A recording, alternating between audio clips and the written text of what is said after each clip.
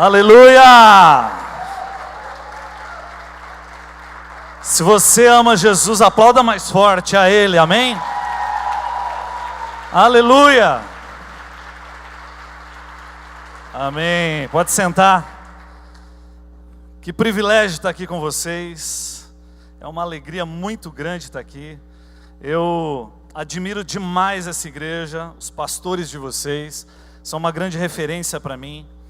Nós, como o Oca falou, a gente tem feito aí uma amizade muito linda. Então, eu admiro demais os pastores de vocês. Pastor Márcio, uma grande referência na minha vida. Lá atrás, quando nós começamos no Ministério de Jovens, há 6 anos atrás, ele foi uma fonte de inspiração para nós, né? E realmente nós nos alimentamos de muita coisa, de muitas palavras dele. Ele esteve conosco lá, já na igreja, em algumas conferências. Então eu amo demais os pastores e, óbvio, amo demais essa igreja, porque eu sei que a igreja pega a cara do pastor, assim, o coração do pastor. Então vocês, eu já imagino o quanto são incríveis, né? É muito lindo estar aqui, vendo tudo que Deus está fazendo no meio de vocês. Vendo o que Deus está fazendo, vendo a construção, a edificação desse prédio, né? E muita coisa daquilo que acontece no natural é fruto daquilo que Deus já está fazendo no espiritual, né? Então eu sei que Deus vai levantar e tem levantado já essa igreja, mas vocês vão muito além daquilo que vocês já têm visto. Eu tenho certeza disso. Eu sou um homem de muita fé. Eu me lembro quando nós começamos lá no nosso Ministério de Jovens, ainda não tinha esse nome meio estranho chamado Locomotiva, mas um dia Deus me deu uma visão. Nós fazíamos as nossas reuniões quando a gente começou, há 6 anos atrás, eram 30 pessoas, umas mesinhas assim, num salão lá das crianças. Aí um dia Deus falou para mim assim: sobe para o salão principal e faz o culto lá, e começa a profetizar que esse lugar um dia vai ser cheio. E nós começamos a fazer isso. E nesse primeiro dia, no primeiro culto, Deus me deu uma visão aberta assim, de uma grande locomotiva, e eu comecei a profetizar aquilo. E aí o pessoal da comunicação da igreja, o Rafa Bicuda é um cara incrível nessa área. Ele fez um vídeo para mim, fez um logo na época, e eu falei: amém, essa é a nossa identidade.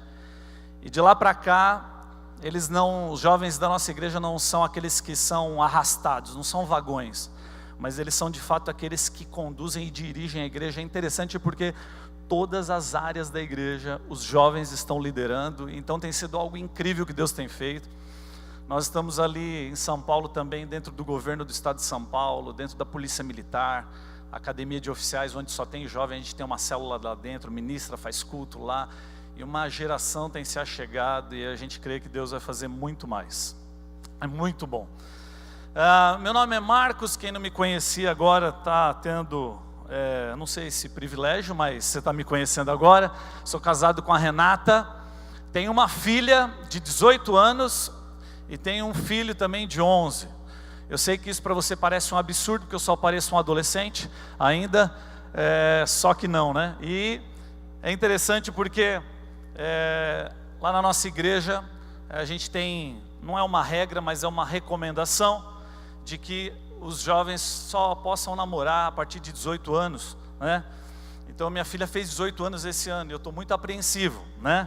E eu digo sempre o seguinte: meu filho, quando ele fizer 18 anos, ele pode namorar se ele quiser, mas a minha filha só quando eu morrer, né? Então eu tenho muitos ciúmes dela, então você ora por mim, né?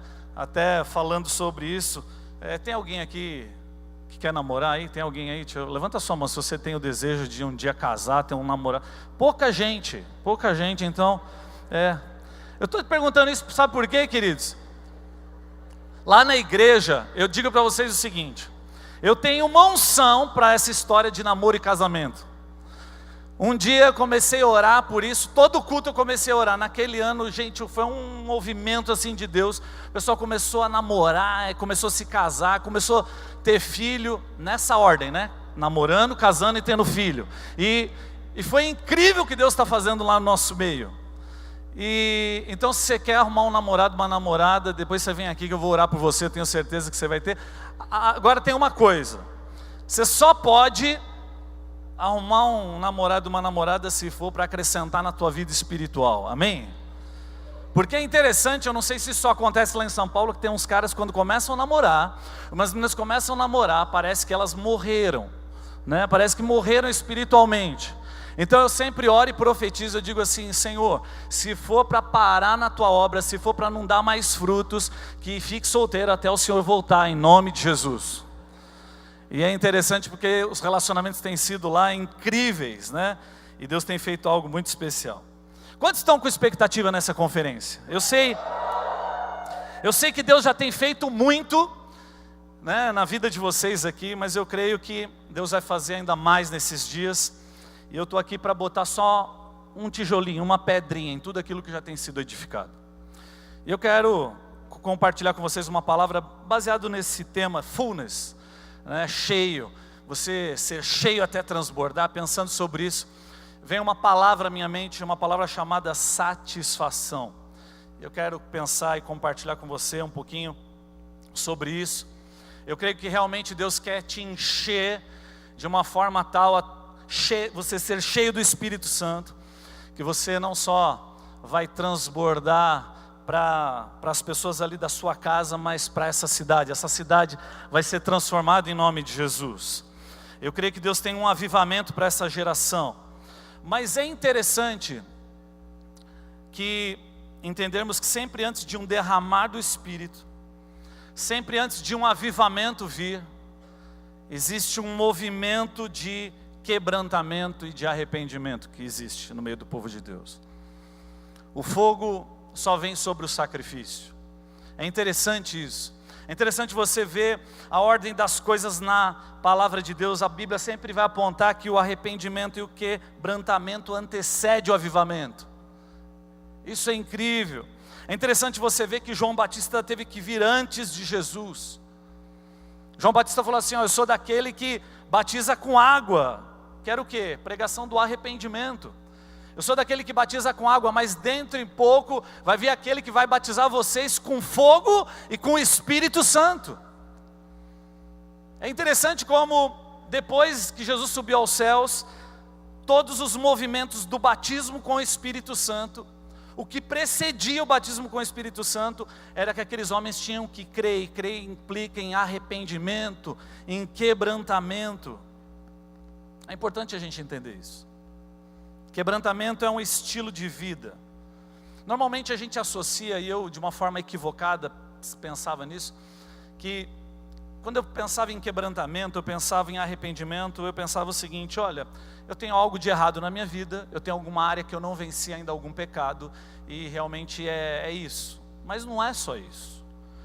Se você pensar que quebrantamento e arrependimento é um estilo de vida, é você pensar o seguinte: quebrantamento é sempre uma reação de um homem diante da santidade de Deus.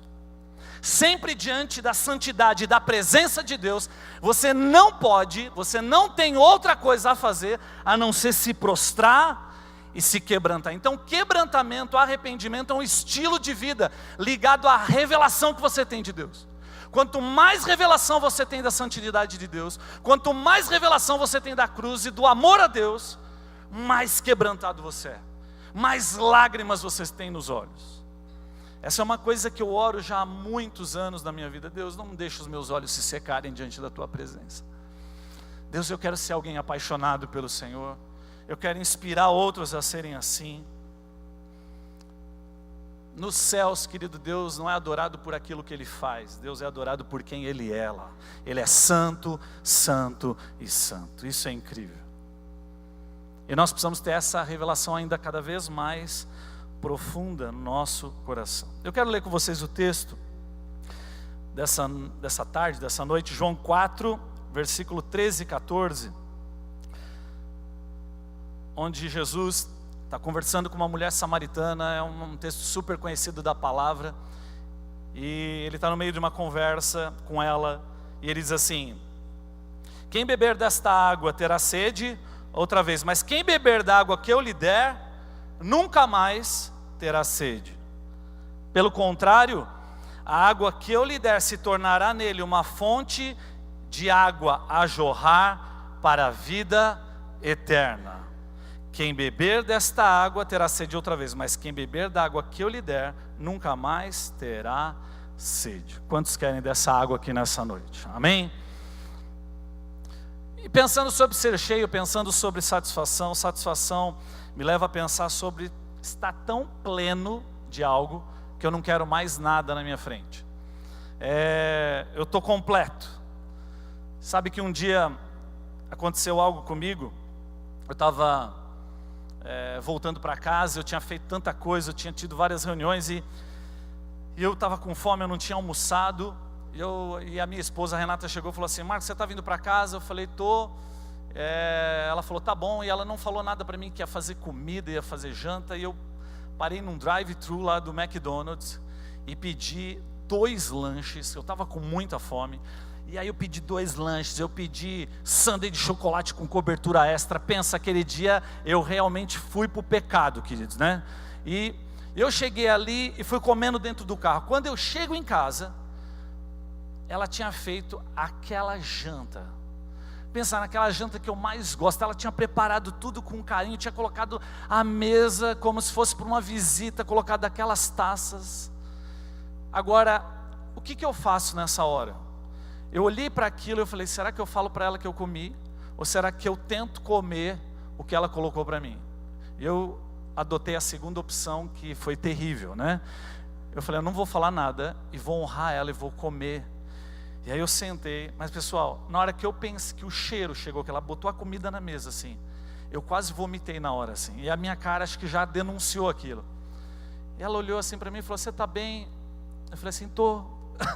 E eu cheguei e falei assim, eu queria te falar algo. Ela falou assim, o que foi? Eu falei, eu acabei de parar no McDonald's, comi 2 lanches. Eu não acredito! Como assim eu fiz tudo isso? Então, eu não sabia, você não me falou nada, eu estava com fome e tal. Por que eu não consegui comer aquilo? Porque era impossível eu comer a comida que eu mais gostava e que eu mais amo. Porque eu estava cheio de outra coisa. Eu tinha me alimentado com outra coisa ali e eu não tinha mais fome para aquilo. E o que Deus quer nas nossas vidas, querida, é que você esteja tão cheio da presença dEle, que você não tenha mais fome para nada que a sociedade vai te colocar à frente. Se você estiver cheio de Deus, se você estiver pleno em Deus, sabe o que vai acontecer? Você vai ter as ofertas do mundo de pecado, você vai ter as ofertas do mundo para tantas outras coisas, e você vai olhar e falar assim, não, eu estou satisfeito em Deus. É isso que Deus espera de cada um de nós. E queridos, nós precisamos entender isso. Existe um vazio dentro do homem que nada pode completar a não ser Deus, aquele que te criou. E quando nós somos insatisfeitos, a insatisfação leva o quê? A tristeza, a depressão, o descontentamento, é aquela sensação de que falta alguma coisa. Eu que recebo lá muitos e muitos jovens com famílias destruídas, é interessante, porque existem alguns jovens até bem-sucedidos, existem outros que vão se achegando ali. Eles podem ter tudo nessa vida, mas eles sabem que eles só podem ser satisfeitos em Deus. E um dia, meditando um pouquinho sobre isso, Deus falou muito ao meu coração, que Deus se importa com a sua satisfação. Fala isso para a pessoa do seu lado, fala, Deus se importa com a sua satisfação. Você sabe por que Deus se importa com a tua satisfação?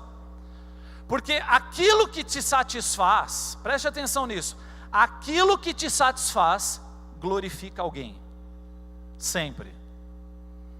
Eu nunca me esqueço, ouvi um testemunho uma vez de um pastor lá nos Estados Unidos, ele falando das filas enormes para adquirir, por exemplo, um iPhone, no lançamento do iPhone, um videogame, um PlayStation.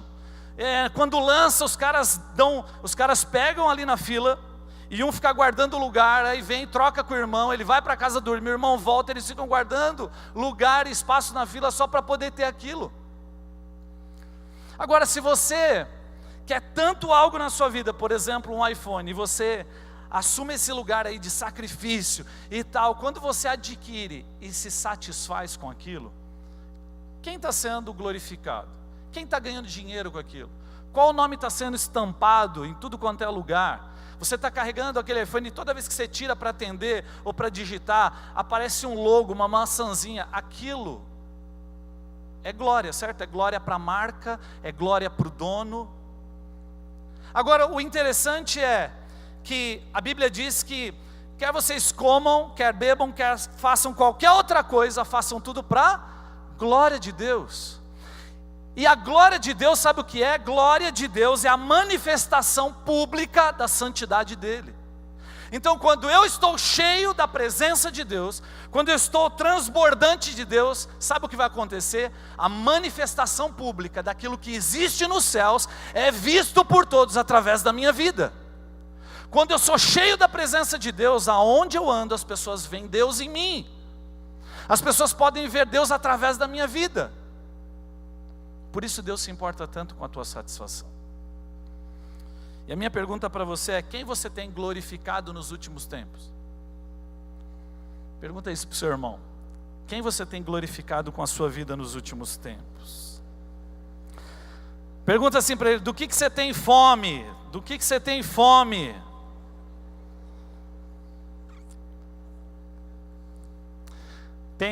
Eu quero pensar com vocês a respeito da vida de um homem, Moisés. Abre lá em Números 11, capítulo 11, versículo 4. E antes da gente ler esse texto, só contextualizar para você. Interessante porque Moisés foi o grande libertador do povo de Israel. Todos aqui devem conhecer a história. Moisés foi levantado por Deus. O pastor Michel falou disso aqui ontem, né? Teve um encontro com a sarça, foi comissionado, foi lá no Egito. As 10 pragas vieram, ele indagou o faraó, conseguiu tirar o povo de lá. O povo passou pelo Mar Vermelho, o Mar Vermelho se abriu, coisas extraordinárias aconteceram. Deus estava olhando o sofrimento do povo de Israel, se importou de tal forma que tirou eles de lá e estava levando eles lá para a terra prometida. E no livro de Números nós vamos ler algo interessante que aconteceu. Números 11, capítulo 11, versículo 4 diz assim: um bando de estrangeiros que havia no meio deles encheu-se de gula. Fala isso comigo, gula. E até os próprios israelitas tornaram a queixar-se e diziam: se tivéssemos carne para comer. Olha que coisa interessante. Um bando de estrangeiros, quando você vai olhar a palavra de Deus, na saída do povo de Israel, do Egito, algumas pessoas que não faziam parte do povo se juntaram ao povo de Israel e acompanharam. Era um grupo pequeno, mas que começou a causar um problema ali, começou a interferir na história do povo. E diz que esse bando de estrangeiros que havia no meio deles encheu-se de gula, essa palavra no original é cobiça, se encheu de cobiça, e essa cobiça deu lugar ao coração também do povo de Israel, e o povo de Israel, ouvindo aquilo, também falou: eu também quero isso. E Deus estava cuidando do povo, Deus estava dando água para o povo, Deus estava dando o famoso maná, é a comida que caía do céu literalmente. Então algo extraordinário estava acontecendo, mas um grupo pequeno de pessoas começou a fazer a cabeça do povo. E gula, queridos, é diferente de fome. Gula significa desejar, cobiçar, e a gente precisa diferenciar o que é necessidade do que é desejo. A gente precisa diferenciar na nossa vida o que realmente é algo necessário para nós e aquilo que é desejo. Com isso eu não estou dizendo para você que Deus não possa satisfazer os teus desejos. Deus quer sim satisfazer os teus desejos, desde que os seus desejos estejam alinhados com a vontade dEle, com a vontade de Deus. Mas o povo de Israel não tinha fome, Deus estava cuidando deles. Eles não estavam passando necessidade, o que eles tinham era desejo. Fala isso comigo, desejo. Agora, por que eles tinham desejo? Porque eles emprestaram o ouvido deles para um povo estrangeiro. Sabe o que acontece comigo e com você frequentemente? A gente no nosso dia a dia, pessoal, a gente tem a oportunidade de se alimentar de Deus ou de se alimentar das coisas dessa terra. E você está submerso, você está imerso e mergulhado nessa terra, onde dentro da tua escola, da tua faculdade, dentro da tua família talvez que não conheça Cristo, dentro do trabalho, dentro do trânsito, da sociedade que a gente vive, você vai sendo pressionado. Assim como esse bando de estrangeiros começou a semear algo no coração deles, no nosso coração também é assim. Para você ser feliz, sabe o que você precisa? Você precisa ter o tênis da moda. Para você ser completo e ser feliz, sabe o que você precisa?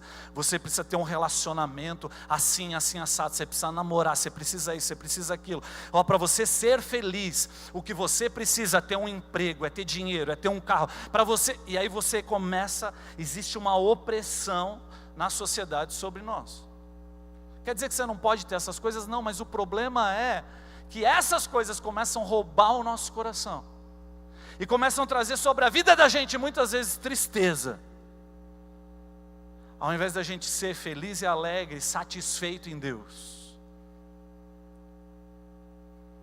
Uma vez o Rafa está aqui, né, ministrou louvor, ele pregou uma vez, e isso nunca mais saiu da minha cabeça. Ele me deu um exemplo, ele deu um exemplo na palavra. Ele falou dos peixes abissais. Quem aqui já ouviu falar desses caras? Peixes abissais. Os peixes abissais são peixes que vivem em regiões profundas no mar, onde nenhum tipo de ser vivo pode chegar. Esses peixes, eles vivem em algumas profundezas assim, onde praticamente não existe luz, não existe nada. E os outros seres vivos não conseguem chegar a esses lugares, sabe por quê? Porque nesses lugares, além de não ter vida, não ter nada, o que acontece é que a pressão que o oceano, a pressão que existe lá sobre eles é incrível. E nenhum ser vivo, nenhum outro tipo de peixe pode nadar nesses lugares. Agora, os peixes abissais, foi estudado isso. O que acontece com esses peixes? A pressão que eles exercem de fora para dentro se equivale à pressão, aliás, a pressão de dentro para fora se equivale à pressão de fora para dentro. Então essa pressão que existe de fora para dentro sobre esses peixes não os mata, porque a força interior deles é muito maior. E o que Deus quer fazer comigo e com você é que a presença do Espírito Santo de Deus seja tão forte em você, seja tão real, e que a pressão que você exerce, esses rios de água viva dentro de você, possam exercer tal pressão, que não só você vença a influência do mundo, como você também influencia o mundo. Quantos entendem isso?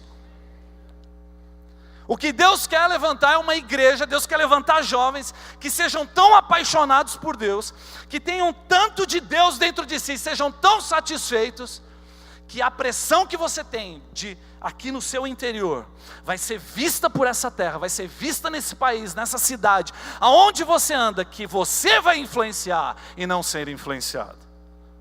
E quando eu digo influenciar, querido, eu digo que só se omitir nessa terra, nessa geração, já é ser influenciado. O que nós cremos é que, como jovens, nós precisamos sim ser mais apaixonados que o mundo, ser mais loucos que o mundo. Nós precisamos fazer isso.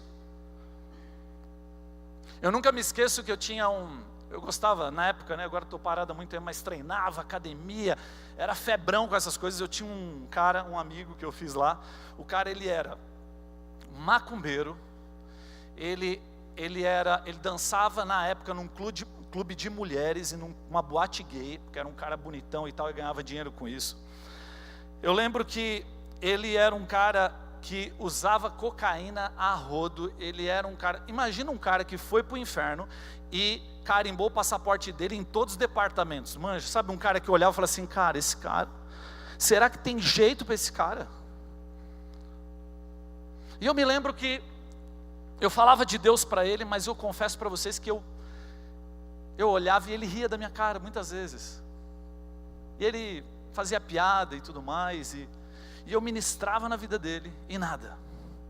Até um dia que eu comecei a orar por ele, e eu comecei a orar, falei, Deus, pega ele, Jesus.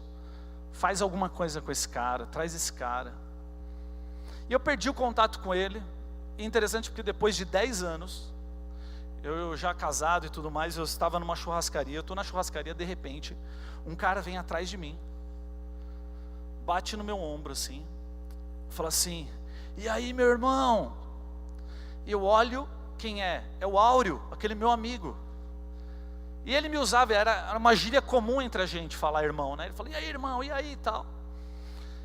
E aí ele olha para mim, eu olho e falo, e aí Áureo? Ele falou assim, não, você não entendeu o que eu falei para você? Eu falei, o que, cara? Eu falei, faz tantos anos que eu não te vejo. Ele falou assim, meu irmão. Eu falei, por que você está dizendo isso? Ele falou assim, aquilo que você semeou no meu coração há 10 anos atrás, ficou cravejado dentro da minha alma. Eu quero dizer para você que eu entreguei minha vida a Cristo, e hoje eu sou um filho de Deus, e hoje eu tenho ministrado, eu tenho saído nas ruas. Cara, pensa num cara que aonde ele para, ele fala de Jesus. E eu comecei a pensar, e Deus começou a ministrar muito ao meu coração. Ele falou assim, Marcos, se você tivesse se omitido naquela academia, ido lá, treinado, saído, e não tivesse ministrado na vida desse cara, onde será que ele estaria? Mas sabe o que acontece? Quando você é transbordante do Espírito Santo de Deus, quando você é cheio da presença de Deus, você não consegue guardar isso para você. Por isso que Deus se importa tanto com a tua satisfação. O que é que tem enchido você? Do que é que você tem se enchido? E consequentemente, quem é que você tem glorificado? Números 11, no mesmo capítulo, no versículo 5, diz assim, olha só, um bando de estrangeiros, né, influenciou eles. Ele diz assim, nós nos lembramos, o povo de Israel, olha o que o povo de Israel diz, nós nos lembramos dos peixes que comíamos de graça no Egito, e também dos pepinos, das melancias, dos alhos porós, das cebolas e dos alhos. Mas preste atenção, comíamos de graça no Egito? Como assim comíamos de graça no Egito? Como assim o povo, depois de ter sido liberto, está dizendo que comia de graça? Essa expressão é a que mais me chama a atenção, é a que me choca. Deus tinha libertado eles de forma incrível. Deus estava protegendo eles. Mesmo sem eles trabalharem, eu quero dizer para vocês que eles comiam de graça às custas de Deus. Eles comiam literalmente uma comida que vinha do céu. A roupa deles não se desgastava. E eles dizem que comiam de graça no Egito. Como assim? Se a gente for ler lá em Êxodo vai falar assim, que eles foram submetidos a trabalhos forçados, tarefas pesadas. Os israelitas, eles tinham uma vida amarga. Faraó colocou sobre eles uma tarefa árdua de preparar barro, fazer tijolos, executar todo tipo de trabalho agrícola. Em tudo os egípcios os sujeitavam a cruel escravidão. Isso está lá em Êxodo capítulo 1, versículo 11 em diante. Ou seja, como assim você comia de graça? Você era escravo, cara. O que aconteceu com o povo de Israel é o que acontece com muitos cristãos, com muitos jovens nos dias de hoje. Eles não entenderam ainda o que é a graça. Talvez eles não entenderam ainda a dimensão do que é a cruz, a revelação do que é a graça. E eles começam a sentir saudades do Egito. Eles vivem divididos entre o Egito e entre a promessa de Deus, entre o Egito e entre aquilo que Deus quer fazer na vida deles. Entenda isso, que isso arde no meu coração. Deus tem um avivamento para a nossa nação. Deus tem um avivamento para as cidades do Brasil. Só que Deus está esperando a igreja se levantar apaixonadamente e influenciar. Só que o problema, muitas vezes, das nossas vidas é que a gente se vê meio dividido. A gente precisa tomar cuidado, queridos, porque o povo de Israel, se você for ver um pouquinho mais à frente, você vai ver a história toda do povo de Israel, você vai ver o seguinte: eles, por não entenderem a graça lá no antigo, porque isso é bom ficar claro, Deus nunca foi do desejo de Deus dar um conjunto de regras e leis para o homem. O desejo de Deus era falar com o povo. Moisés era o líder, mas ele queria falar com o povo, ele queria se manifestar, ele queria ter relacionamento com o povo. O povo não quis. E porque o povo não quis, o povo fala assim: Moisés, fala tu com o Senhor e depois você comunica para a gente. E aí, por causa dessa atitude do povo, sabe o que aconteceu? Deus falou assim: tá bom, Moisés, eu entendi. Então faz o seguinte, você vai levar agora um conjunto de regras para que eles possam viver, para que eles possam me adorar. O desejo de Deus sempre foi, queridos, não ter um conjunto de regras para você se guiar, mas foi ter relacionamento com você e comigo. Agora, onde não tem relacionamento, você tem que botar o quê? Regras. Você precisa dar um conjunto de regras. Quando eu tinha 7 anos de idade, 6 para 7 anos de idade, eu me lembro de um meu vizinho. Meu vizinho, ele tinha diabetes, ele precisava tomar insulina todos os dias. E olha, nessa época que eu tinha 7 anos de idade, não existia Coca Zero, Light, não existia doce Light, não existia nada. O máximo que existia era aspartame para o cafezinho. E eu me lembro que esse menino constantemente, ele vinha nas festas de aniversário, a gente estava junto. E o pai dele estava junto com ele. E sabe o que ele fazia? Ele de vez em quando tomava escondido do pai um gole de coca. E várias vezes ele desmaiou na nossa frente assim. E o pai dele pegava ele imediatamente e ia medir a glicemia dele. Quando media a glicemia dele, ele falou assim, ele deve ter comido algum doce. Já entrava com aquela insulina rápida. Chegou um dia que o pai dele, isso começou a ser constante. O pai dele estava explicando para ele, você não pode fazer isso, você vai morrer. E aí o que aconteceu foi que o pai dele falou assim, eu vou te proibir de algumas coisas. Eu vou dar algumas regras para você. Você vai parar de ir nas festas. Quando for às festas, você não vai mais brincar, você vai ficar comigo. E ele começou a dar um monte de regras para esse menino. Aí um dia, eu estou em casa, e aí minha mãe vem, triste, chorando, e eu falo, o que foi, mãe? Ela falou assim, sabe o Henrique? Eu falei assim, sei, ele morreu. Eu falei, como assim morreu? Eu falei, seu amigo Henrique morreu. Ele tomou 1 litro de Coca-Cola escondido do pai e morreu. Você imagina a dor desse pai? Agora minha pergunta para você é, você acha que esse pai amava ou não amava esse menino? Sim ou não? Mas sabe o que acontece? Talvez aquele menino não achasse isso. Por quê? Porque o pai tinha colocado para ele várias regras para ele cumprir. Mas as regras vieram do pai para o filho. As limitações vieram do pai para o filho. Sabe por quê? Porque o filho era um filho desobediente. Porque ele queria proteger o filho. Agora sabe o que eu e você a gente faz muitas vezes? A gente olha para as regras e a gente acha às vezes elas difíceis de cumprir. A gente acha a lei difícil de servir. Mas quando na realidade tudo isso é fruto de um pai amoroso, que está querendo libertar você de um lugar de morte. Assim como o pai queria libertar aquele menino, estava cuidando daquele menino. Eu não sei se isso acontece aqui, mas em São Paulo é incrível. As perguntas dos jovens são assim, eu não sei aqui, ó. O pessoal fala assim, pastor, até onde eu posso ir? Quanto é pecado? Fazer isso é pecado? Fazer aquilo é pecado? Aquelas perguntas clássicas, da tatuagem é pecado, beber é pecado, não sei o que lá é pecado. E a minha pergunta sempre eu falo assim, por que você quer saber? Porque essa pergunta normalmente é uma pergunta de alguém que não tem relacionamento com Deus. Essa pergunta normalmente é a pergunta do cara que quer saber o limite, sabe por quê? Porque na realidade ele tinha vontade de estar do outro lado, pecando. Então me fala até onde eu posso ir. Agora quem tem revelação da graça, da paternidade e do amor de Deus, quando ele entende a cruz, sabe o que ele faz? Quando ele olha para a graça de Deus, isso aqui é o mínimo que eu posso fazer, mas eu vou andar do lado de lá, porque eu amo tanto Deus, que eu quero andar do lado de lá. Entende isso? Por isso que o evangelho para muitos dessa geração é opressor, é pesado, porque eles estão olhando para as regras e a regra é terrível. Agora eu vou falar um negócio para vocês, os pastores de vocês trouxeram uma visão incrível da sala de oração. A sala de oração, ela começa a te transformar de uma tal forma que você vai se tornando alguém cada vez mais apaixonado. Eu quero dizer algo para vocês, eu amo oração. Eu sou apaixonado por oração.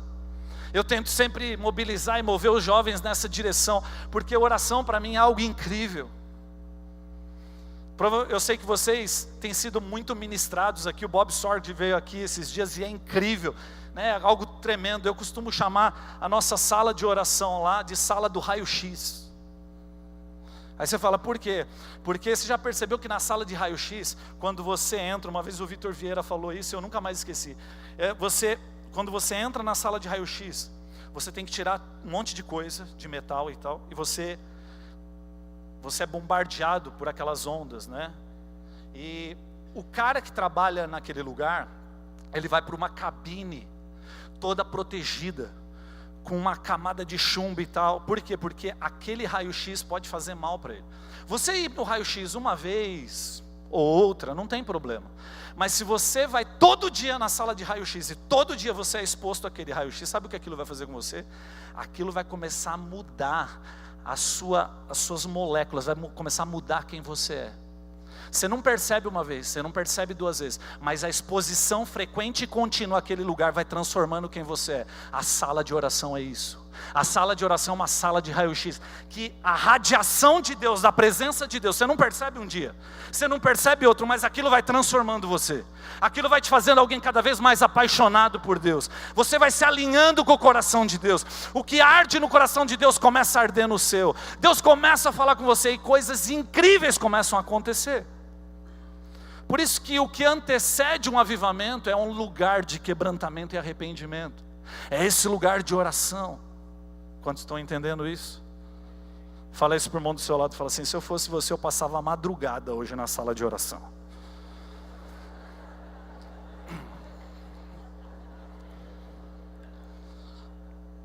Olha, eu vou dizer algo para você. Pare de buscar na carne aquilo que só a eternidade pode te dar. Graça não é autorização para você pecar, como muitos têm pregado, mas é provisão para você não pecar. Isso é graça. Mas para isso, você precisa de uma revelação que é progressiva do amor de Deus como um pai e da revelação da paternidade de Deus. Sabe que essa questão da paternidade de Deus é algo muito forte para mim.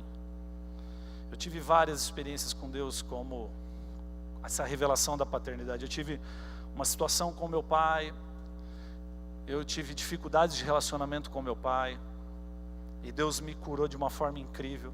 E eu achei que eu já conhecia tudo da paternidade de Deus. E eu quero compartilhar com vocês um testemunho de algo que aconteceu na minha vida. Eu tenho um filho, meu filho mais novo, Eric. Ele é meu filho por adoção. Ele é meu filho adotivo, o pastor Márcio conhece um pouquinho da história. E eu me lembro que um dia eu estava no meu escritório. Eu ainda não era pastor, eu estava no meu escritório trabalhando. E eu liderava uma célula. E era uma quinta-feira. Eu estava lá. E vocês precisam conhecer a minha esposa para entender a profundidade disso. Minha esposa é aquela que o amor que ela tem é algo incrível. É uma mulher, talvez a pessoa que eu conheça, mais parecida com Deus e com Jesus. O coração é incrível. A minha esposa é daquelas que, às vezes eu entro no meu closet lá, no meu guarda-roupa, abro, vou procurar uma camisa. Sabe aquela camisa que eu fui no shopping, que eu escolhi com todo carinho, que eu ganhei aqui da OnLight e tal, e usei uma vez só, guardei bonitinho. Aí eu chego lá, e eu falo assim, você viu aquela camisa tal? Ela falou assim, ai Marcos, eu dei. Eu falei, como você deu? Ela falou assim, tinha um rapaz, tinha um menino precisando e não sei o que lá, e eu dei. Eu falei, mas tinha tantas para você dar, você deu a nova, que eu nunca usei. Ela é assim, esse coração. E ela sempre falou para mim que queria adotar uma criança. E eu confesso para vocês que assim, eu amo, eu quero servir a comunidade, eu quero olhar para as crianças e servi-los, mas eu tinha muita dúvida em relação à adoção, sabe por quê? Porque eu tinha medo de pegar uma criança e não tratar com igualdade, fazer diferença da minha filha que eu já tinha para ele, e isso ainda marcar ele mais. Então eu tinha muita dúvida. Por isso eu não estava numa fila de adoção. Por isso muitas e muitas vezes a Renata quis ir num abrigo e evitava quando o pessoal convidava. Mas teve um dia, nessa quinta-feira, eu estava no meu escritório, toca meu telefone, meu celular, ela falou assim, Marcos! Eu falei assim, oi? Ela falou assim, adivinha onde eu estou? Eu falei assim, não faço a menor ideia. Ela falou assim, num abrigo de crianças. Eu falei, uau. Eu falei, como é que é? Ela falou assim, mas não se preocupe, tá tudo bem. Eu só estou te ligando porque assim, eu vim aqui ajudar, porque a irmã tal me convidou para vir aqui no abrigo, para conhecer, para a gente abençoar essas crianças. Eu falei, tá, Rê, que legal, que bênção. Orem por mim, queridos, porque o meu cartão de crédito precisa de um limite muito alto, né, com a esposa que eu tenho, não porque ela é gastona com ela, mas servindo as pessoas. E aí ela falou, nós vamos construir o banheiro aqui, nós vamos fazer isso, nós vamos fazer aquilo. Eu falei, legal, que benção. Ela falou, só que tem mais uma coisa que eu queria falar para você. Eu falei, o que que é? Ela falou, aqui tem um programa que chama Pai de Apoio, que você pode pegar as crianças e levar para passar um final de semana em casa. Eu falei, Ela falou assim, e tem um menininho. Eu falei, Ela falou assim, por que você está falando assim comigo? Eu falei, eu sei onde você vai chegar. Ela falou assim, então, mas deixa eu terminar. Eu falei assim, tá, fala. Ela falou assim, é um menininho, ele não pode ser adotado porque ele ainda tem vínculo com a mãe, judicialmente isso é um complicador terrível e tal, mas eu quero abençoar a vida dele. Eu falei, Renata, você sabe o que você está fazendo? Ela falou, sei. Ela falou depois assim, não sei, mas eu falei, tá bom, leva ele. Ela falou, eu vou direto para a célula. Eu falei, tá bom. Eu fui ministrar a célula, estava ministrando a célula, e eu comentei disso, que a Renata tinha pego um menino. Gente, a atmosfera da célula mudou na hora que eu falei que ela tinha pego um menino para passar o final de semana. Umas irmãs assim começaram a chorar na célula. Eu falei, uau, o que está acontecendo aqui? De repente, no meio da célula, entra a Renata com um toquinho de gente assim, ó, meio desnutrido, sabe? Meio barrigudinho, magrinho, cabeçudinho, sabe? Ele entrou assim, mas com umas roupas novas, um brinquedo novo. Aí eu olhei e falei, a Renata passou na loja. Eu sou carnal demais, irmãos. E eu olhei para aquilo, depois eu fui tentar brincar com ele estava meio arredio assim comigo. O pessoal na célula começou a orar por aquilo e tal, enfim, terminou aquele dia da célula. Nós fomos para casa.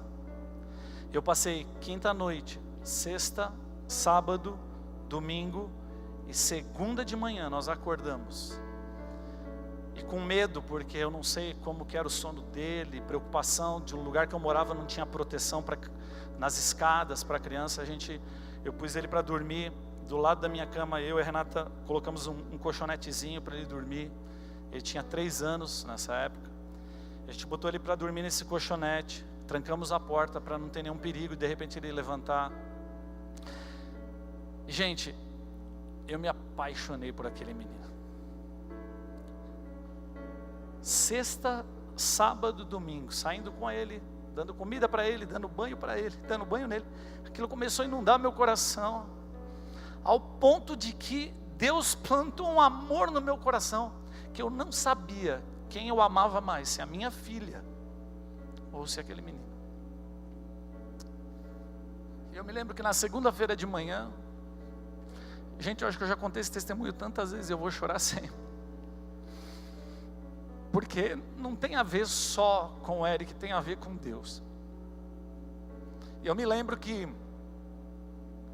a Renata levantou, e quando eu olhei para o Eric, eu sabia que ele ia embora, que a gente tinha que devolver ele para o abrigo, eu comecei a chorar. Eu não aguentava, eu comecei a chorar, e a Renata também virou na cama e começou a chorar.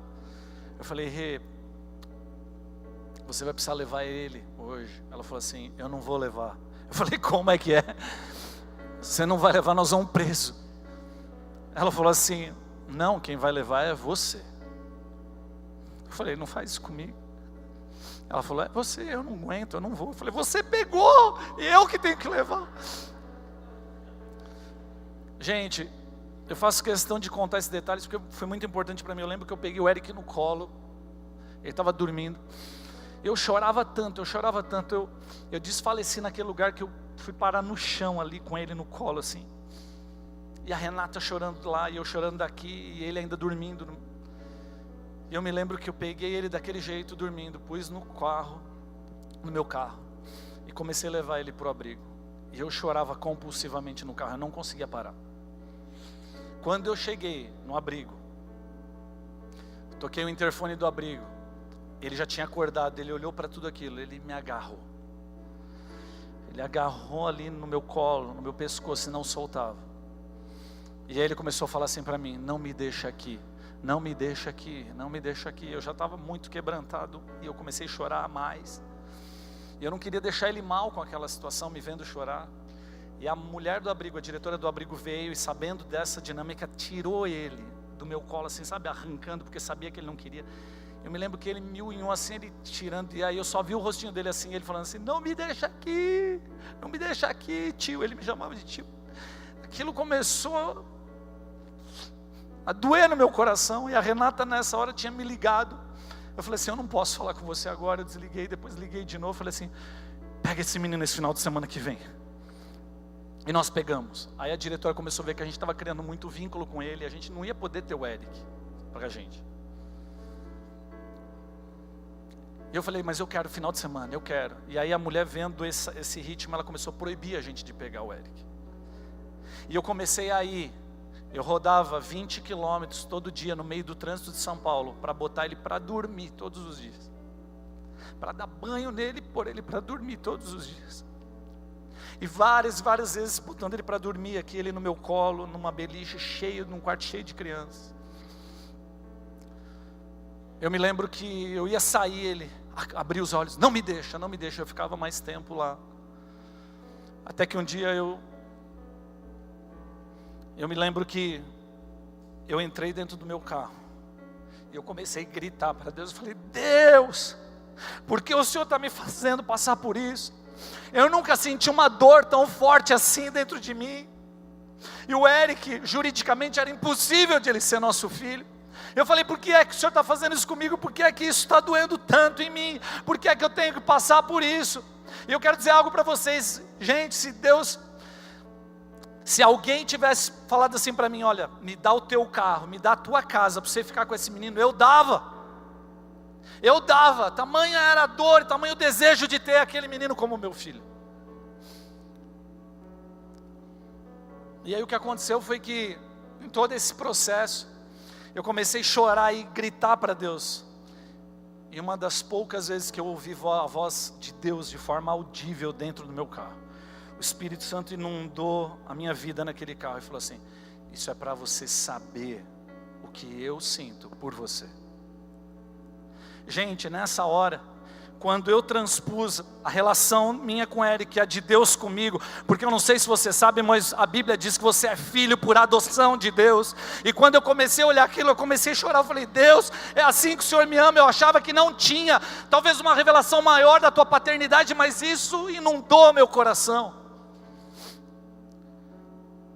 E eu me lembro, queridos, que eu ia no abrigo e eu levava doce para o Eric. Eu levava danoninho, eu levava para as crianças, levava para ele, levava um brinquedo.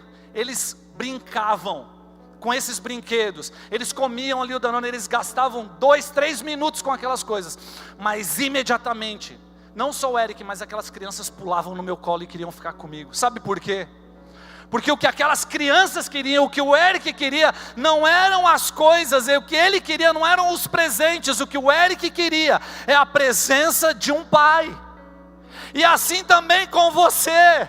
O que eu e você precisamos não são dos presentes da terra. O que eu e você precisamos não são das bênçãos. O que eu e você precisamos é da presença do Pai. O que eu e você precisamos é do colo de um Pai amoroso. É isso que nós precisamos. E quando você tem revelação desse amor, dessa paternidade, não tem como você continuar sendo um cristão qualquer. Você começa a querer se alimentar dele. Você começa a querer se encontrar com ele. E foi isso com o Eric. De forma milagrosa, um outro dia eu vou contar esse testemunho. Foi um milagre de Deus. Isso aconteceu em julho, toda essa história. 6 meses depois, em dezembro, num ano do acréscimo na igreja. O nome do ano era ano do acréscimo. Eu tinha pedido um filho para Deus no início do ano. Eu achava que ia ser um filho natural. Quando chegou em julho, eu falava que já tinha desistido. O Eric aparece na nossa vida. No dia 18 de dezembro, eu saio do Fórum João Mendes com uma decisão do juiz de que ele era meu filho. Em 6 meses, se você conhece do processo todo, você vai ver que é impossível isso. Eu não estava nem numa fila de adoção. E o Eric se tornando meu filho, você sabe o que ele faz hoje? Ele abre a geladeira e come quantos Danone ele quiser.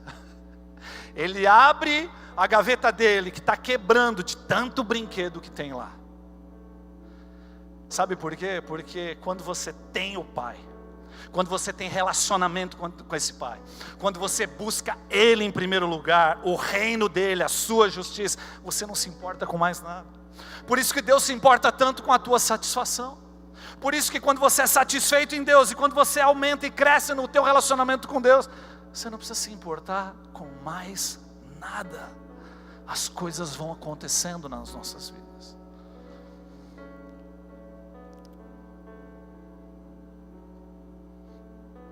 Sabe,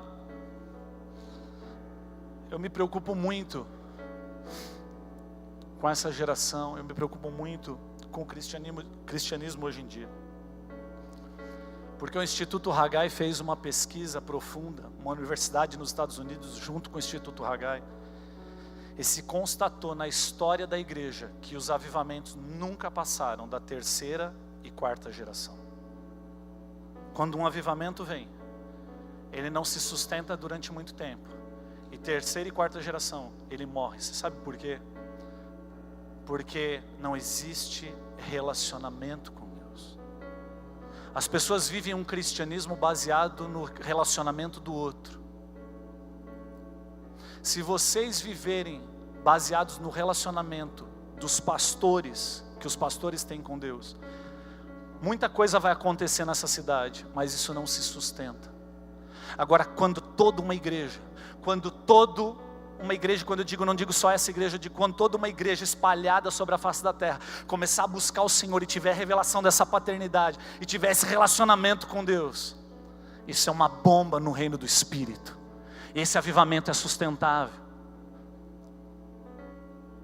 Abraão foi o amigo de Deus, Isaac era o filho de um grande pai, o pai de um grande filho, e Jacó era um apóstata que depois teve um encontro com Deus e se tornou uma primeira geração de novo. Davi era aquele que era um homem segundo o coração de Deus, apaixonado por Deus.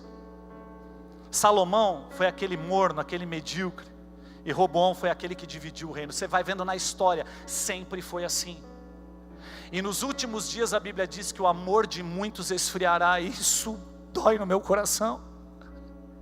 Quando eu ouvi isso a primeira vez, eu comecei a orar pelos meus filhos, e eu já orava por eles, mas eu comecei a orar por eles de forma intencional.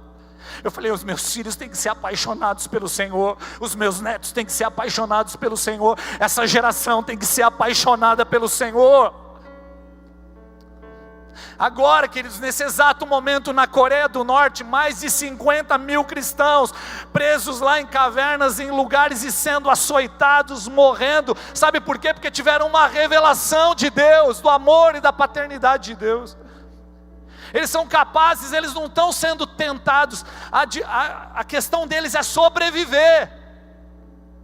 E Deus é mais importante para eles do que a própria vida. Eles tiveram uma revelação de Deus como o apóstolo Paulo teve, que o morrer era lucro, o viver é Cristo. Você vai viver do relacionamento de outros homens, você vai se satisfazer com isso, ou você vai querer entrar na presença de Deus, entrar nessa sala de oração, deixar você ser consumido pelo fogo de Deus e pela presença de Deus, e não só olhar Deus face a face, ser abraçado e beijado por Ele, mas também influenciar essa sociedade.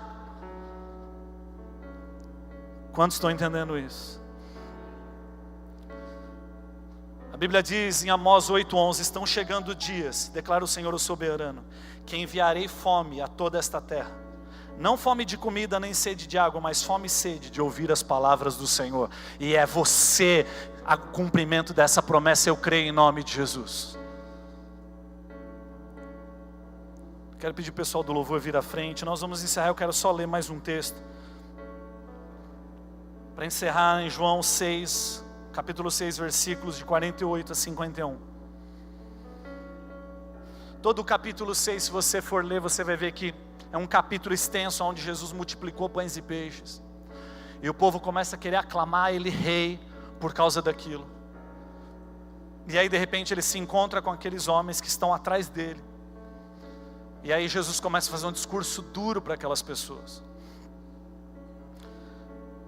Jesus diz assim: olha, não trabalhem pela comida que se estraga, não, mas pela comida que permanece para a vida eterna. Trabalhe por isso. Deus me enviou para isso. Ele fala assim: ó, Moisés lhe deu o pão do céu, mas o Pai quer lhes dar o pão verdadeiro. E aí nesse texto ele diz assim: eu sou o pão da vida. Os seus antepassados comeram o maná no deserto, mas morreram. Todavia está o pão que desce do céu, para que não morra quem dele comer. Eu sou o pão vivo que desceu do céu. Se alguém comer deste pão, viverá para sempre. Este pão é a minha carne, que eu darei pela vida do mundo. É interessante porque Jesus começa a fazer um discurso duro para aqueles homens. E aí a palavra de Deus diz que 70 daqueles discípulos deixam Jesus. Jesus vira para os 12 e fala assim: vocês também não querem me deixar? Vocês também não querem ir? Vocês também não querem continuar se satisfazendo do mundo, ao invés de se satisfazer de mim? E Pedro se levanta com intrepidez e fala assim: para onde mais iremos nós, Senhor, se só Tu tens as palavras de vida eterna? Para onde mais eu irei se só o Senhor tem aquilo que me satisfaz? Para onde mais eu vou andar se só o Senhor é quem vai me preencher, vai me encher de tal forma que eu vou ser uma outra pessoa? E João 6, no mesmo capítulo, versículo 57, Jesus continua dizendo assim: da mesma forma como o Pai que vive me enviou, e eu vivo por causa do Pai, assim, aquele que se alimenta de mim, viverá por minha causa. Aquele que se alimenta de mim, tão somente de mim. Sabe o que acontece com essas pessoas? Elas vivem só por causa de Jesus. Eu quero ser desses que vive por causa de Cristo. Eu quero ser desses, daqueles que amam a Deus de forma incondicional. Nós não devemos amar a Deus só porque Ele vai dizer sim para os nossos desejos, mas nós devemos amar ao Senhor porque Ele é suficiente para as nossas vidas, porque Ele é suficiente, Ele é tudo que nós mais precisamos. O que nós precisamos é deste Espírito que nos adota, e que a Bíblia diz: qual nós clamamos, Abba, Pai. Por isso, como filho, você tem que orar e pedir a Deus sim por influência, pedir a Deus por lugares, por posições, mas isso não tem nada a ver com orgulho, isso não tem nada a ver com a tua satisfação, isso tem a ver com glorificar a Deus.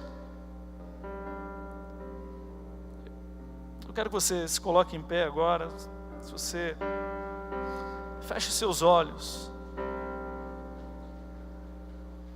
feche seus olhos.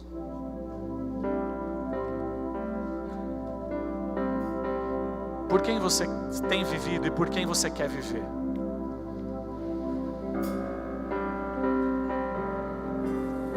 Quero dizer para vocês, é a vida e a aventura mais fantástica, é a coisa mais incrível que existe, é viver por causa de Jesus.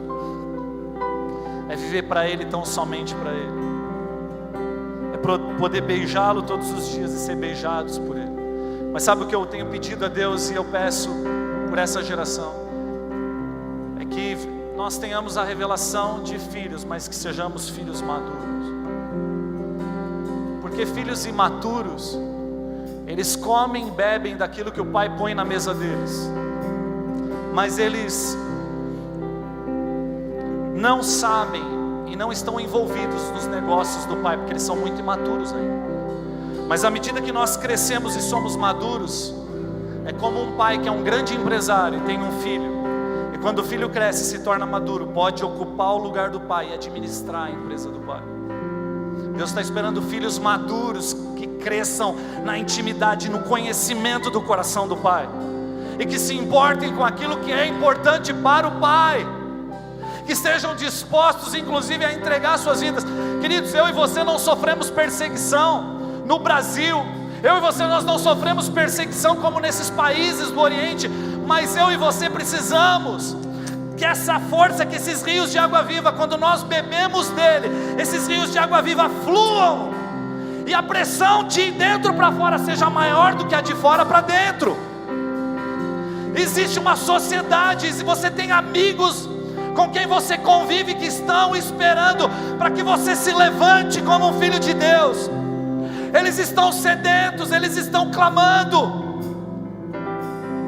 Eles precisam que você se levante, cheio do Espírito, e diga: existe um Pai que te ama, você não está sozinho. Mas Satanás quer impedir isso, Satanás quer manter essas pessoas, quer manter muitas vezes as nossas vidas dentro de um orfanato. Seja liberto nessa noite, se quebrante na presença de Deus, para que você possa ser cheio do Espírito. Aquele que beber da água que eu lhe der, eu farei nele brotar uma fonte a jorrar para a vida eterna. Deus quer colocar essa fonte, fazer brotar e jorrar em você, em mim e você. Oh Jesus, feche seus olhos aí no seu lado, comece a orar ao Senhor, comece a entregar a sua vida ao Senhor.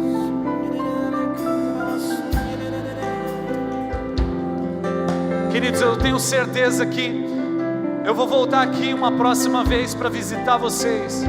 E eu creio, queridos, que vocês vão precisar ter 2 cultos de jovens nesse espaço. Tamanha a presença de Deus na vida de vocês, tamanha a influência do Espírito. Eu sinto claramente no meu espírito isso, Deus falando que essa conferência será um divisor de águas na sua vida. Que aquilo que Deus está plantando no seu coração vai jorrar, vai borbulhar. Pessoas estão sedentas para beber dessa água, e você tem essa água. Deixa fluir, deixa fluir, deixa fluir, deixa brotar. As suas feridas, talvez emocionais, talvez as feridas que você tem, diz o Senhor para mim aqui, as feridas de paternidade que talvez você tenha, Deus quer usar as suas cicatrizes, as suas feridas curadas, para você pregar ao Senhor, para você pregar para essa geração órfã aí. Você dizer: olha, eu tenho um Pai, eu fui curado pelo Pai eterno, eu tenho um Pai e você pode tê-lo também. Oh Jesus, estenda suas mãos ao Senhor, comece a orar, comece a dizer isso ao Senhor: Senhor, eu quero, Senhor Deus, essa revelação, eu quero um avivamento, eu quero, Senhor Deus, me quebrantar, eu quero te conhecer mais, eu quero te conhecer mais, eu quero te conhecer mais, eu quero esse lugar, eu quero, Senhor Deus, ser esse homem apaixonado por Ti, eu quero. Se você quer, querido, vem aqui à frente, diga isso ao Senhor, se lance aqui na frente, chore na presença dEle, clame. Existe uma porção do Espírito liberada nesse lugar para a sua vida. Existem águas vivas para curar você da sua orfandade. Existe água viva para curar você, para libertar você e para enviar você.